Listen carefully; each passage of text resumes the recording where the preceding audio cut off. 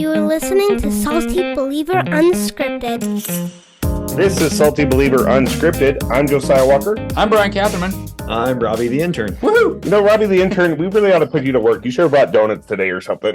Seriously. I did make a pot of coffee. True. Okay. Robbie the intern did make a pot of coffee. coffee. Hey, our guest is staring at us like we're idiots. Hey, I'm excited to have our guest back in the studio again today. We have Eric Johnson with us.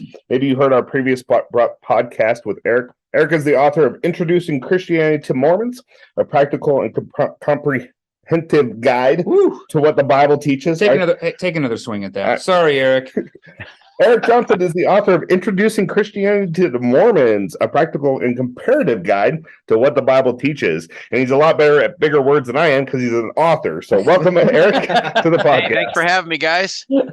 I'm stoked because in the last podcast, we had to talk about the overview. So everybody had a good introduction to what the book is. But I've been reading the book. And I really, really appreciate how the book actually leads into how to have a conversation about the essentials of the Christian faith. And it's not just, so I'm getting ready to teach a systematic theology class to the church where I pastor. And it's not, so I have in my hand this Wayne Grudem's Christian Beliefs, 20 basics that every Christian should know. And that does have some peripherals, end times things on angels, demons, whatever, but there are some key essential pieces. And that's what we see in Eric's book. And so I love that you're dealing with the things that all the Christians should know too. And so when we read this, some of the issue when people are afraid to talk with Mormons is they might not know what they believe about the essential issues themselves. And this is actually saying, well, here's really the big pieces of Christianity that we need to know. And here's how you discuss this with somebody who comes at this from a different perspective and has some different beliefs because they're Mormons, members of the Church of Jesus Christ of Latter-day Saints. By the way, if you're LDS and you're listening to this and you hear us saying Mormon, go back, listen to the other podcast. Eric talked about that. We're going to probably just refer to Mormon. It's a shorter deal. Eric, if it's okay, if you'd be up for this, I'd like to get a little nerdy here and talk through a theological concept or idea. We'll pick one from your book and just kind of talk through what that looks like so that the listener can get a feel for kind of how your book feels. I could read some quotes here and there, but I really like the heart that's here of 40 years of experience knowing, talking with, ministering, caring for, evangelizing to, arguing with Mormons. Like there's a heart here that we don't find in a lot of the other books, and it just comes out of your life. And I want to talk about it in that sort of way. Are you okay with that? Oh, absolutely. Are you okay if we go with like chapter 1 and 2? Yeah. I really like Jesus, Savior of his people. That's a great chapter. I really like, I certainly like the one on the Trinity because that's complicated and you simplify, which is amazing because that's a complicated issue for Christians also. And you simplify in how to communicate that. But I think it'd be helpful just to talk about the Bible, the first 2 chapters, if you're good with that. Yeah. Okay. So for starters, help our listeners understand why you open with chapters 1 and 2 with the Bible. Like why there and not the Trinity or something else? When somebody is asking questions about what it is we believe, who's a Latter-day Saint, or they've left the church, they still seem to own Joseph Smith's 13 Articles of Faith, the 8th Article of Faith that he put together, and it's found in the LDS scripture called the Pearl of Great Price, is that the Bible is true as far as it is translated correctly. I can't tell you how many times I've talked to Latter-day Saints who will argue against the Bible and bring out Bart Ehrman's, who's an atheist, his arguments against the Bible. They'll bring out contradictions in the Bible or even the telephone game. They bring those things out and I say, but don't you hold to the Bible being true? Well, if a Latter-day Saint is willing to argue against the Bible in such a way, how do you think it is when somebody thinks about leaving the church?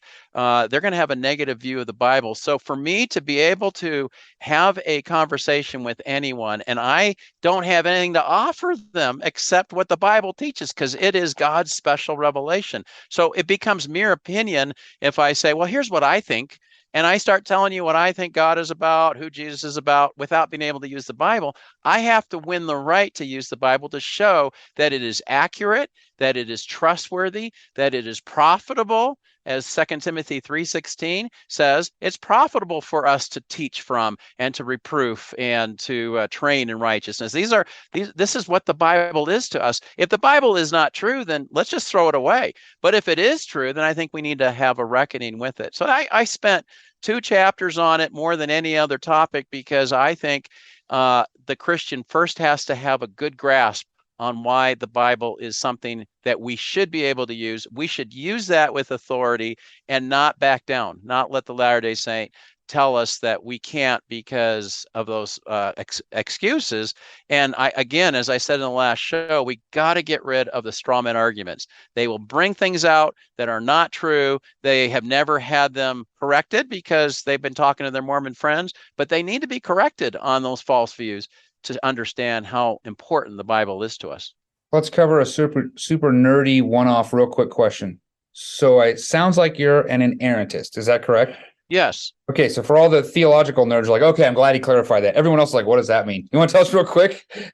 Well, and I am too, by the way, and everybody else on the podcast and the podcast in itself and all of our guests. But anyway, go ahead. The Bible, as it was originally written, contains God's word for mankind today, and it is trustworthy. Now, certainly there's little blips when it comes to the transmission of the text, but and so we're going to have to deal with that as to which texts are the most accurate. We put it all together, but we have over 5,000 Greek manuscripts. We have 24,000 total manuscripts in other languages. We've got the Dead Sea Scrolls to help us with the Old Testament. We have so much evidence to get back to what the autographs, if you will. We don't have the autographs, but we have enough to go back to say definitively this is what was written, and we believe that this was special revelation given by God, written through men.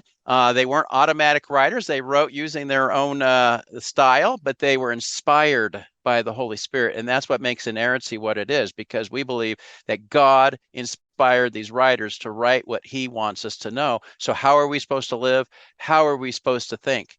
But that's very clearly what the Bible teaches. But it sounds like when you're having conversations with Mormons, when I'm having conversations with Mormons, that's not what the Mormon view would be. That's kind of what you're saying here. Yeah, no, it's not, because that Article 8, and so they use the word translated correctly. They don't really mean translated in the sense of one language to the other. They're talking about transmission of the text, how it came to us one after the other. These corrupt priests who got in there, they say, and changed what was written, erasing or adding to the Bible. Well, again, when we look at what's called textual criticism, when we go and we take a look at where these texts came from, that's not true. We have whole Bibles going back to the 4th century, New Testament I'm talking about. And then when we go to the Dead Sea Scrolls, we have the whole book of Isaiah, for instance, 125 BC, 125 years before Christ, and yet it has those prophecies such as Isaiah 53. If you're going to find one book that's a complete form, and we didn't have anything before the Masoretic text from 900 AD, I would choose Isaiah for all the power of who is God. Isaiah 43:10, that there is no God before or after God. Isaiah 44:6 and 8, God knows of no other gods. Those things contradict Mormonism, and yet this is in a manuscript from 125 BC. You got to be kidding me. God allows us to get these glimpses of the evidence for what God has written, and it's not just something I have to say, the Bible told me so, and so I believe, my parents told me when I was little kids. No, I can say I definitively believe the Bible is a true book written by godly men over a 1,500-year period, 39 different Old Testament books, and we have 27 in the New Testament, 66 books, and each one telling the same story about how God loves people. And we can go see it. We can go see the manuscripts. We can absolutely. I saw the Dead Sea Scrolls when they were traveling. I see mostly pictures of the really, really old manuscripts. I don't get to handle them, touch them, whatever. But we can see these things. Yeah, I go to Israel every year, sometimes 2 or 3 times a year, taking people. I've taken over 500 people to Israel.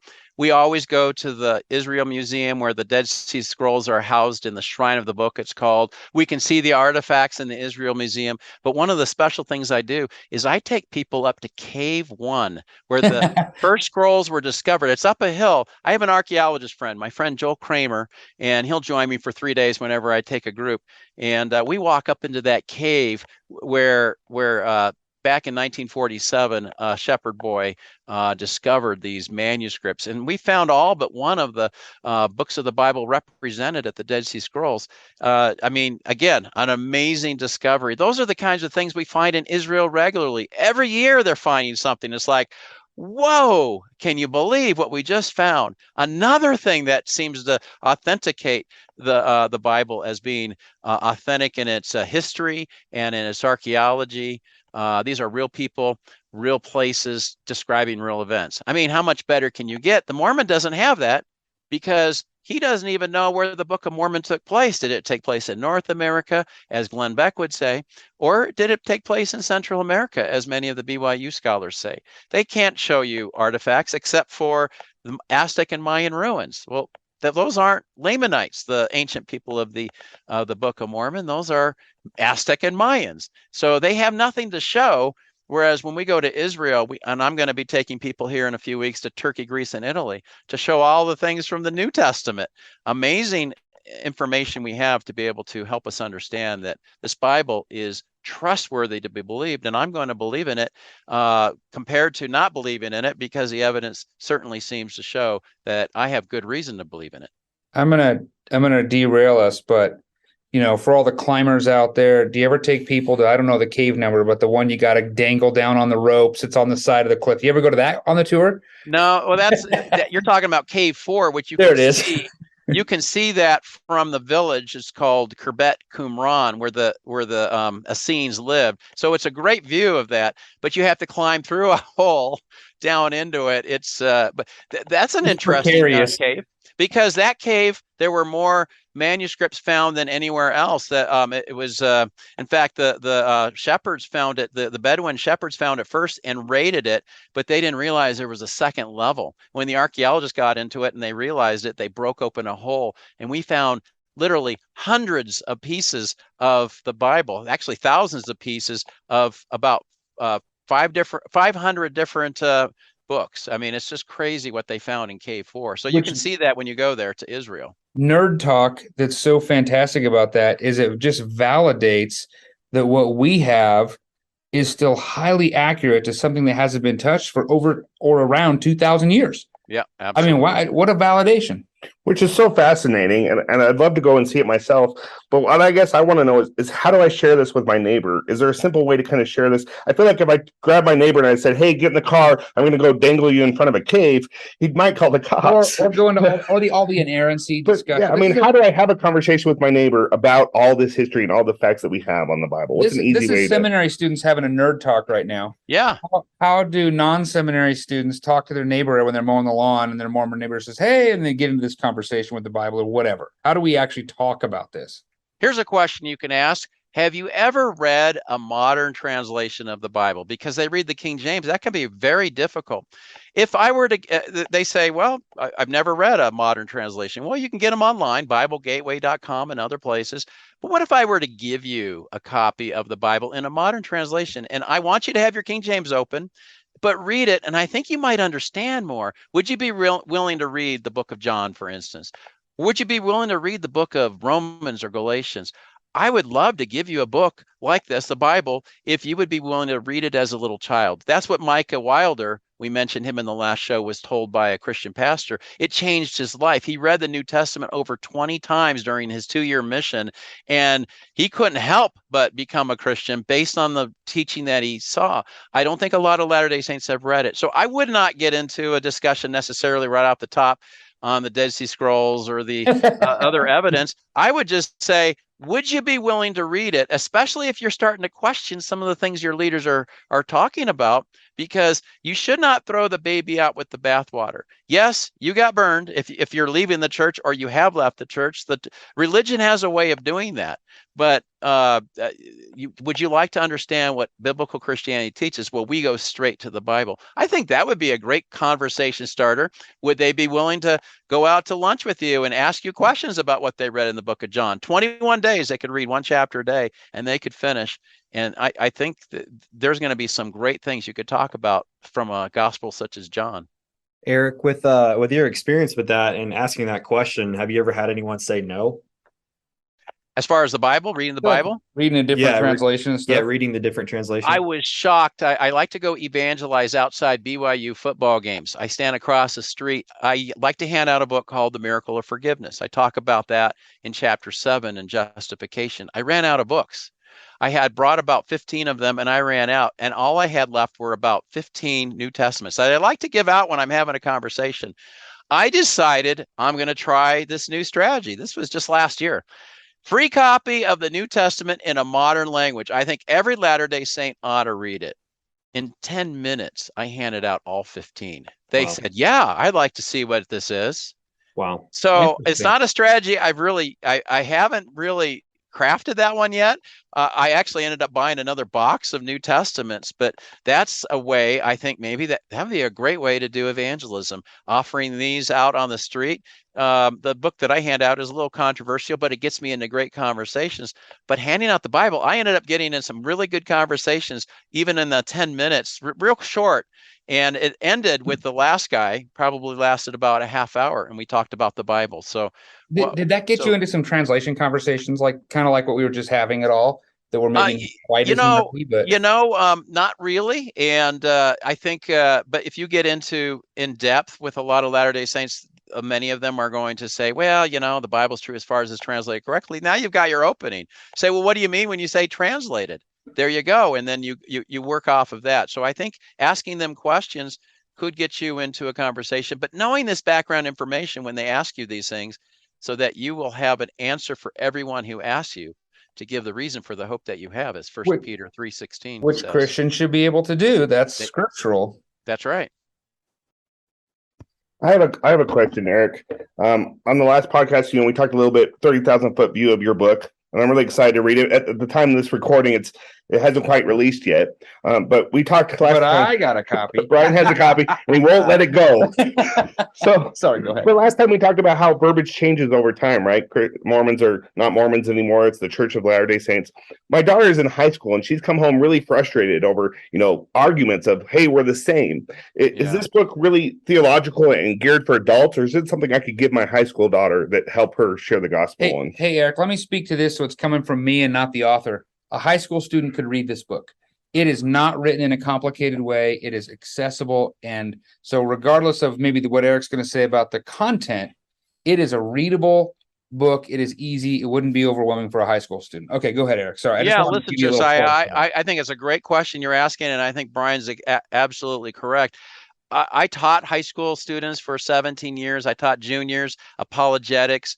I dealt with hard issues. We talked about the possibility there was no God. We talked about when bad things happen to quote unquote good people. We dealt with all those issues. And you know what? I think we don't give teenagers enough credit for how much they think and how much they know. I think we demean them by saying, well, you couldn't understand this. I think we need to, because we're losing too many of our high school students. They graduate, and what the stats say, over 80% lose their faith. They don't go to church anymore, and they just throw the whole thing away.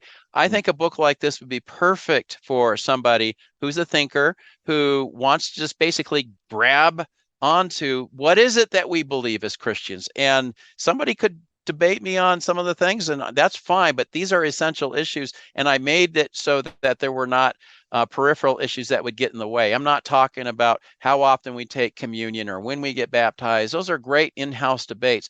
I'm more interested on who is God, who is Jesus, what is the resurrection all about, how do we receive salvation, and after we become a Christian, now what do we do? Chapter 10 talks about you finding a church. These are some of the things that I think every Christian needs to know. to be able to explain what it is that Christianity teaches. Okay, so I don't want to speak disparagingly of any of our Christian brothers and sisters or churches around the country. But there are numerous churches that wouldn't be too difficult to find where if you were to survey, and maybe the church where I attend, certainly not the church where Eric attends, but maybe the church where I pastor, you could find people who struggle themselves, Christian people, professing Christians, biblical professing Christians who've even read the Bible and participate in small groups and do things, who struggle with these topics. Yeah. Who struggle with these topics. So I'm just going to put a suggestion in there to Josiah's question about the high school students. This is a really good way to have a conversation with a high school student about the Trinity and about our, like, even though it is geared towards how do I speak to somebody who might kind of have the Bible in their head, might kind of say they believe in Jesus, maybe they totally do, but they don't understand, or you could almost say there's a sense of talking to, and again, not trying to be disparagingly speaking, but a nominal Christian, one who's kind of partially there, or a Mormon. They actually in many ways have a lot in common when it comes to Christianity. I understand just enough, but maybe not really the essentials. So what a great opportunity to say, hey, here's how we would converse to our neighbors or somebody who comes knocking on the door. However, we probably ought to really know this ourselves. So I think what's here in these chapters is like a systematic theology of the essentials. I think so. 2 Timothy 2:15 says we're supposed to show ourselves approved unto God, a workman who needeth not to be ashamed, rightly dividing the word of truth. Acts chapter 17, the Bereans, they were called most noble. Why? Because they opened up their Bible and they checked out Paul out of all people to see if what he was teaching was the truth, much more than the Thessalonians did. So I think, unfortunately, in the 21st century, we have lost the ability to think and study. We become with the internet available, with our cell phones. A lot of people don't know how to think anymore. They don't have just a quiet time to process things. I think we as Christians need to do that, but we do need to be training, I think, from elementary school all the way through. I mean, I think we should have an education program. It shouldn't just be fun little story flannel graph time. I think we need to answer their real questions and get them to own their own faith before they graduate from high school, or we're going to lose them. And same with the people in our congregation, because if they don't own their own faith and they just go because it's convenient or socially acceptable, then I think that when the hard times come, they're going to run away. The Bible offers the truth, and we need to know what that Bible teaches and be able to study it for ourselves. Amen. Hey, before we run out of time, I would ask, hey, what's next? Except the book hasn't even released yet. So I know that what's next is I got to figure out how to sell these books. I get that. And I don't know if do you have what's do you have book tours set up? Or are you going and speaking places? If a church wanted to have you come and speak, or what's this look like?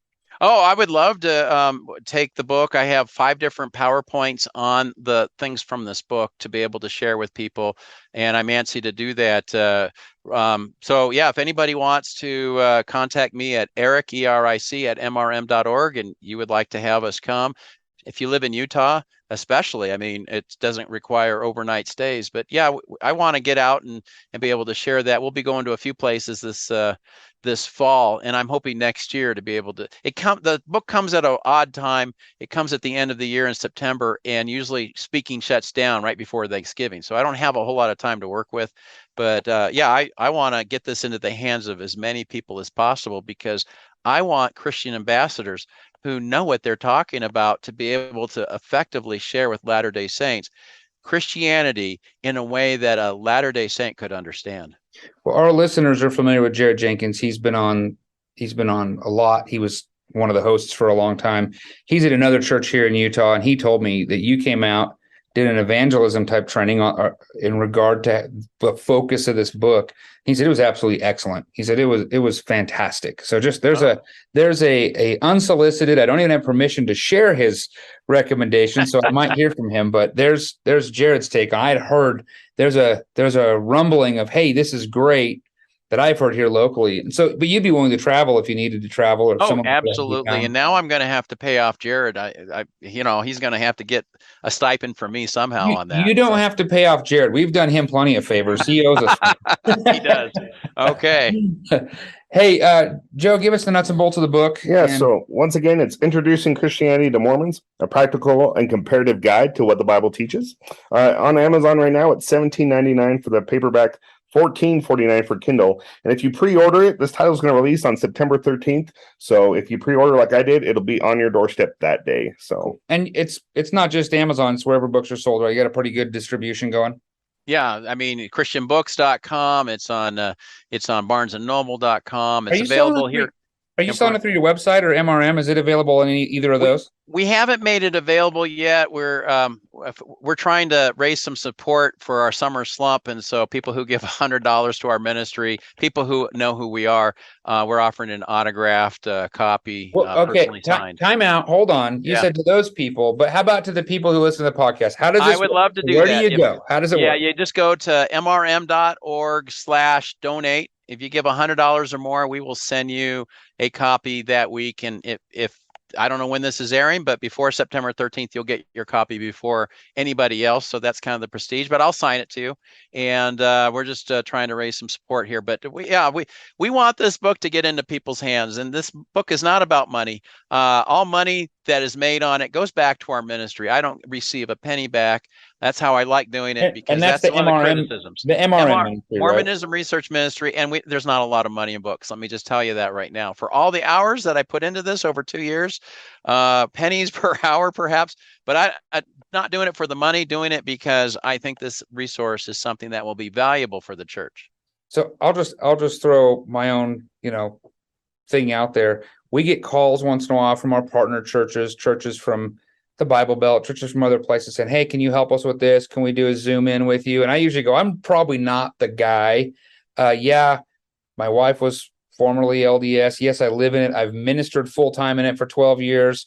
We've done lots of podcasts about being here in the heart of Mormonism in Utah, things of that nature. But it is not my chief ministry, but it is Eric's chief ministry. So I would encourage, if you're listening and you've thought about that, contact Eric Johnson. He's given his email, MRM, go to the website. I would just say that sounds like a really good avenue. And by the way, Eric's not paying us either for promoting the book, because there's only pennies in the book. He doesn't have the promotion budget for that. But I really value what was there. I'm probably going to have all the mission teams that are coming out to work with us use this now. I've used a different book in the past. I'll probably make this switch because it is that helpful and that informative. So that's my recommendation and referral. And I stand by it, but anyway, I hope that helps. I don't know. I appreciate that, Brian. And now I'm going to owe you too. Our promotions budget is going to go. I'll be empty by the time I'm done with you guys. I'll make you a deal, Eric. We're trying to we used to have a lot of people on the podcast. We were interviewing a lot. Maybe what we'll do is we'll have you come back and do a few episodes. We'll do a series, maybe just going through some of the chapters or some of the 5 things you're talking about. We'll figure something out. I'd love to do that. Let's do it. Awesome. That sounds good. Any other thoughts from you, Robbie? Robbie, the intern. Yeah, I think I'm good. Yeah. Awesome. Thanks for the pot of coffee, Robbie. You're so welcome. Any final thoughts from you, Eric? Well, as you mentioned, you can get it online. You can go to our website, mrm.org. We have lots of articles and videos, as well as a podcast called Viewpoint on Mormonism. Also for the book, we have a website, introducingchristianity.com. There's some bells and whistles there. There's discussions, questions at the end of each of the chapters with some possible answers on that website and some other things. There's a video as well for the book on that. So the people that just heard that listen to podcasts. So we know they like podcasts, or we would assume so. So therefore, the podcast was Viewpoints on Mormonism, and just tell the readers kind of how long the podcast is. Yeah. Thank you. It's 14 minutes in length. We have over 3,000 cataloged shows available on mrm.org/podcast. But every week we have 5 new ones. 14 minutes. We cut right to the issue. We usually do about a 5-part over a week series, and we try to hit the cutting edge issues in that podcast. That's outstanding. Awesome. Well, like Brian said, we didn't get paid for this podcast. We just really appreciate Eric and all the work that you do. We love your ministry. So go out, pick up this book. You're not going to regret it. Introducing Christianity to Mormons. Thanks again, Eric. Until next time. Thank you for listening. Find more information at SaltyBeliever.com.